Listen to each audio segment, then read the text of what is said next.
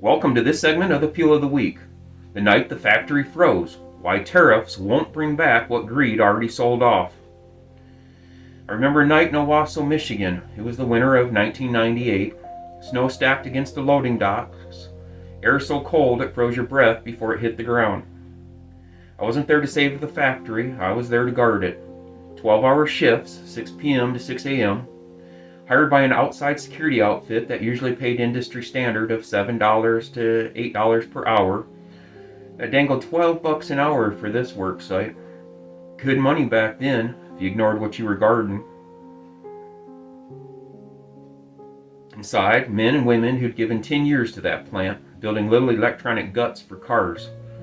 Radio frequency interference units, they called them. $8.50 an hour after a decade. No pension, no future. Just a notice on the bulletin board that said plant closing, see supervisor for final week schedule. Out on break, they'd talk in low voices about the new guys. Said they were flown in from Mexico to learn the line. Replacement workers, smiling, polite, careful not to offend. The Americans trained them anyway, no shouting, just instruction, translated through heartbreak. No one threw a wrench, no one cursed. They just kept showing them how to do the work that would be gone by Christmas. Corporate efficiency runs on manners like that. After their shifts ended, my shift really began. Walkthroughs through silence, rows of equipment unbolted from the floor, each piece wrapped in plastic, tagged and waiting.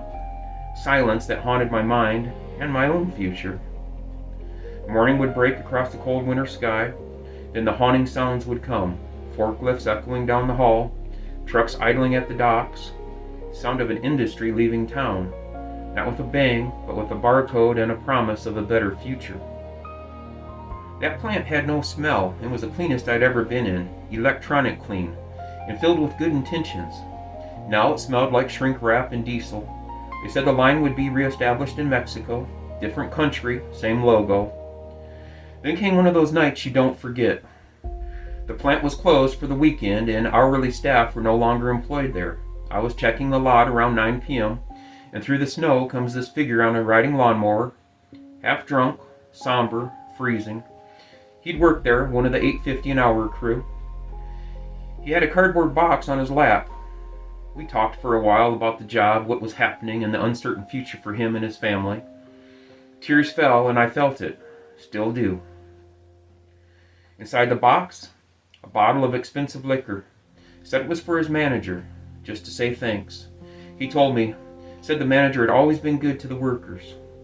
Wanted me to leave it on his desk. I told him I can't take that in, buddy. Come back Monday when the office is open. Said he understood, nodded, smiled, turned that mower around and disappeared into the snow. Even after a decade at $8.50 an hour, he still wanted to thank the man wearing the white shirt that helped lose him his job. That's the kind of loyalty the balance sheet never counts.